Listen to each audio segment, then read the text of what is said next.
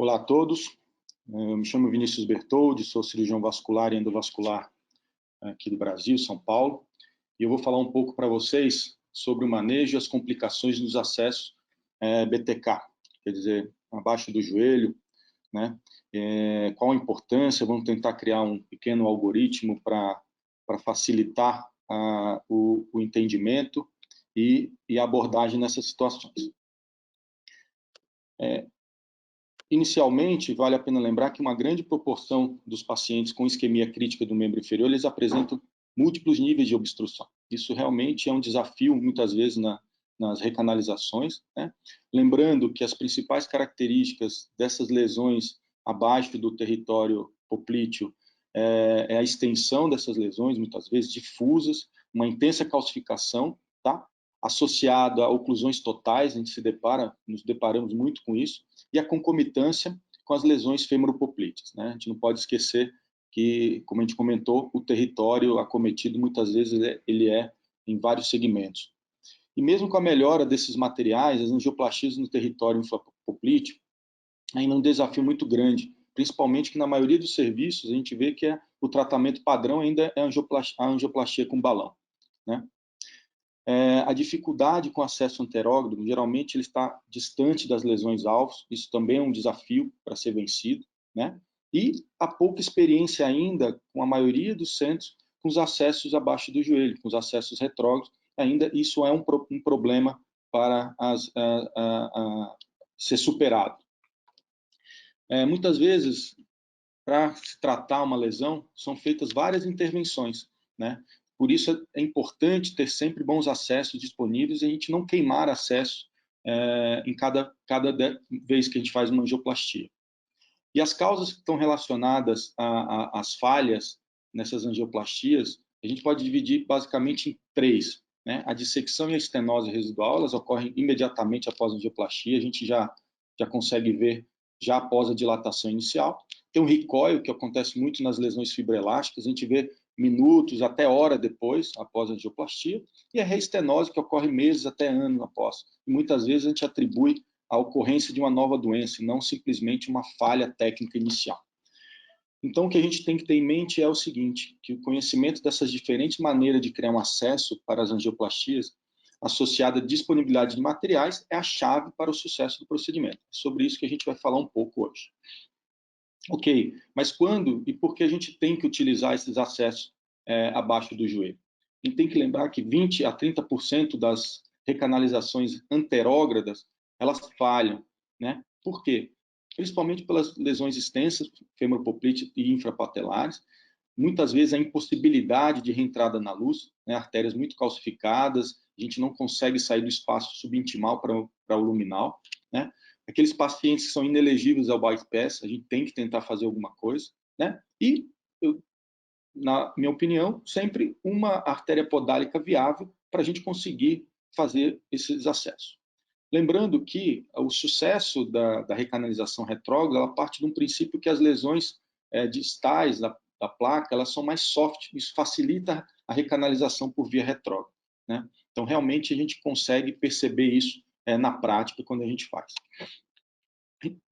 Bom, sabemos, isso me incluo, que a maioria dos centros optam pelo acesso anterógrado. Ele é mais fácil, maior treinamento, né? Conseguimos fazer função a cega, sem disponibilizar de nenhuma ferramenta, porém a gente viu que há falhas.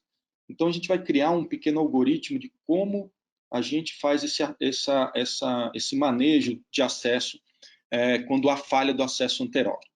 Quando ocorre essa falha, a gente prefere fazer a punção tanto da tibial anterior, posterior, poplíteo ou fibular, né? Vai depender de qual artéria está melhor para a gente fazer o acesso. Em relação a isso, a gente comenta que nós precisamos lançar mão de algumas ferramentas para fazer esses acessos. Não é possível fazer esses acessos a cego. Então, a gente utiliza a radioscopia no modo roadmap para fazer a punção, ou através do ultrassom. Lembrando que o ultrassom é muito versátil, você pode mudar a incidência, né? O ultrassom, você consegue visualizar a pressão da agulha até a agulha entrando no vaso, isso é uma coisa muito importante, ajuda muito, né? O ultrassom não utiliza radiação, então a gente consegue se expor menos à radiação, e o movimento do paciente ele interfere com a radioscopia. Então, isso é um problema que nós temos que evitar durante o procedimento. O problema do ultrassom é com a artéria fibular. Ela é mais profunda e dificilmente a gente consegue fazer o acesso guiado somente por ultrassom da artéria fibular. E qual a nossa preferência, então? Tibial anterior e posterior, tanto a punção como ultrassom ou a radioscopia, ou os dois. A artéria poplítea, se o paciente tiver um decúbito dorsal, a gente prefere fazer a punção guiada por radioscopia, e a punção com ultrassom só é possível aí através do decúbito ventral ou decúbito lateral. A fibular nós fazemos através da radioscopia. Quando utiliza o ultrassom, lembrar as duas técnicas, tanto a em plano como a fora de plano, né? Isso vai depender muito da posição do vaso, da superfície, se ela é regular ou não, mas as duas técnicas têm que ser dominadas para você fazer a punção de forma correta. Aqui mostrando a punção de uma artéria tibial posterior, guiada por ultrassom, punção em plano. A gente vê a agulha em todo o trajeto, a perfuração do vaso. Então, é uma punção muito segura, né? E uma taxa de sucesso muito alta, a gente consegue ter uma visualização muito boa. Uma punção de pediosa, tibial anterior, nessa região, muito difícil fazer em plano, então a gente acaba preferindo fazer fora de plano, né? Também é totalmente possível, como a gente vê, e a gente consegue fazer uma punção de forma muito segura e relativamente simples. E, na dúvida, você pode fazer uma confirmação através de uma injeção de contraste, confirmando que estamos na luz do vaso. Tá? E a punção da poplite fibular por via anterior, quer dizer, o paciente em decúbito dorsal. A gente prefere fazer por radioscopia, através de um roadmap. É uma punção que a gente faz entre a fíbula e a tíbia, né, puncionando nesse espaço. Geralmente é uma punção também sem muitos problemas, sendo realizada de maneira, e aqui é confirmando a posição do guia. Lembrando que quando a gente utiliza a radioscopia, a gente tem que adequar o nosso arco com o eixo que nós vamos funcionar, o eixo da artéria. Isso para facilitar, tirar o paralaxe, facilitar a nossa punção nessa região, né? Então, a gente tem que saber que para determinadas artérias, cada artéria há uma projeção diferente do arco, para que a gente consiga visualizar tanto a agulha como o vaso no mesmo plano. Isso facilita bastante. Em relação ao que nós utilizamos de forma rotineira, para a punção de poplite fibular, como são mais profundas, a gente utiliza tanto a agulha de 18 gauss como a de 21, né? Porém tem que ser agulhas mais compridas. Um fio guia 0,18 extra suporte e um catéter de suporte 0,18. A tibial anterior e posterior, mais distal, podemos utilizar a agulha de 21 gauss com guia 0,14 extra suporte e um catéter de suporte. Né? Uma vez feito o acesso, a forma agora é recanalizar. Né? Então, a recanalização ela pode ser utilizada com o guia e o catéter. Né? Então, aqui a importância dos catéteres de suporte na recanalização. Né? Muitas vezes a gente nem utiliza introdutores, como nesse caso. A gente só com guia e os catéteres de suporte, a gente consegue fazer a recanalização diminuindo o trauma na artéria. Podemos fazer essa recanalização subintimal ou com guia com peso na ponta, isso ajuda bastante, são técnicas que nós usamos. Né? Então, o acesso proximal e o distal, combinado, como nesse caso. A gente tenta, no interior da placa, tentar vencer a lesão, com os guias com peso. Então, a gente vai na tentativa, até que a gente consegue passar sem muito problema e consegue fazer a recanalização. Porém, a gente pode, na falha desses acessos, a gente pode tentar utilizar balões também, auxiliam muito. Pode ser balões combinados ou apenas o balão por via anterior. A gente dilata a placa, isso quebra a placa e facilita a reentrada do guia retrógrado. Como nesse caso aqui, o balão na artéria tibial anterior, insuflado, né? E o guia distal, após a insuflação do balão quebrando a placa, a gente vê, por injeção distal, que há uma reentrada praticamente na luz, facilitando a nossa reentrada, como ocorreu nesse caso.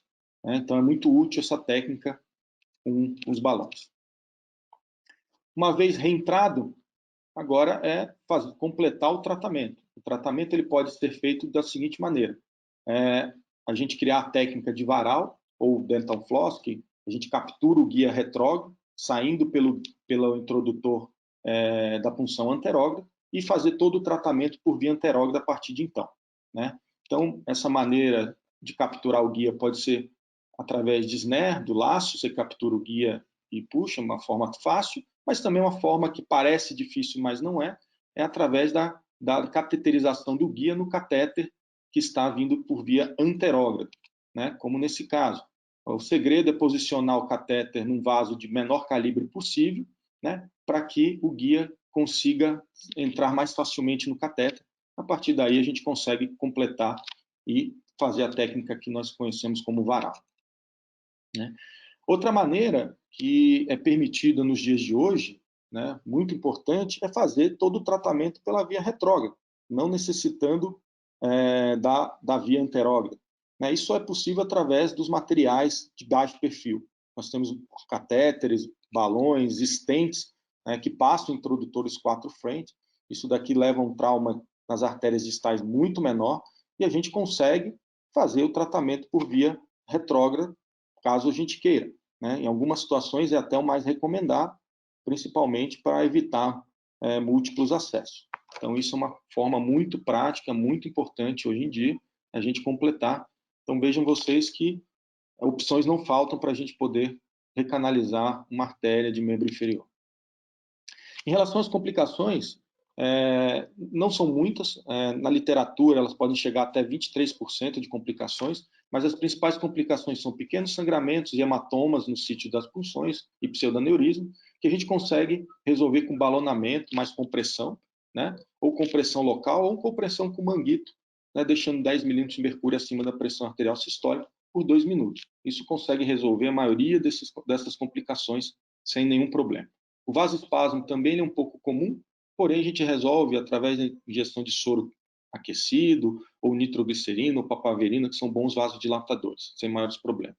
E, felizmente, a trombose e oclusão das artérias na punção, que é um temor muito grande de quem não está habituado à técnica, é muito raro, né? Pode ser resolvido com dilatação, uso de heparina, até fibrinolítico. Mas eu, na minha prática, eu nunca tive um problema com trombose ou oclusão no sítio de punção. Então, aqui, como nesse caso, que é o mais comum de a gente ver, após a realização da angioplastia, a gente vê o sangramento e vasoespasmo no sítio de punção, como a gente acaba de ver aqui. Isso foi resolvido com uma angioplastia com balão no sítio e a utilização de papaverina com sucesso total, sem maiores problemas. Então, para concluir, temos que lembrar que o acesso às artérias abaixo dos joelhos oferece uma alternativa para aumentar o sucesso das revascularizações, com baixo índice de complicações, como nós vimos. O estabelecimento da técnica e melhoria dos materiais fez a indicação muito mais liberal, que pode ser usada, inclusive, hoje como via única de acesso. Isso é muito importante.